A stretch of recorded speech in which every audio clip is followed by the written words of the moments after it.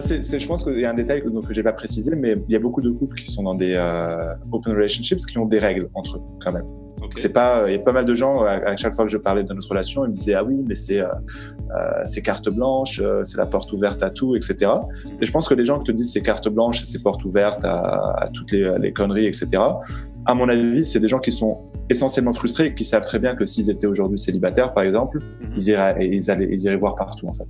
Okay. Moi, c'était pas forcément le cas. En fait, la règle on s'est fixé 2 règles entre nous.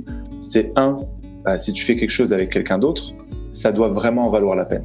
C'est-à-dire que tu prends pas le premier ou la première venue juste pour tester ou juste pour t'éclater ou je sais pas quoi. C'est vraiment quelqu'un avec qui tu as senti qu'il y avait une connexion, où il y a quelque chose d'assez fort.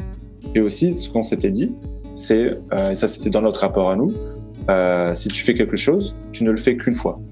Parce qu'on savait que c'était le début de plus ou moins de ce test-là, et le dire que tu faisais qu'une fois, c'est juste pour te donner la spontanéité, la possibilité d'avoir de la spontanéité de faire quelque chose, mais pas non plus de construire une autre relation derrière. J'ai pas été dans le cas d'être moi-même dans une relation, on va dire, polyamoureuse ou ouverte, dans lesquelles on a eu tous les deux plusieurs partenaires qui ont duré plus que, on va dire, une journée ou un soir, ou peu importe comment on veut le qualifier. Par contre, j'étais avec une fille qui, elle, était dans une relation polyamoureuse où elle avait plusieurs rapports, enfin plusieurs partenaires. Et elle avait un partenaire principal qui était son mari, en fait, mais elle voyait régulièrement d'autres personnes. Et eux le vivaient très très bien. Et je peux vraiment voir comment ça fonctionne.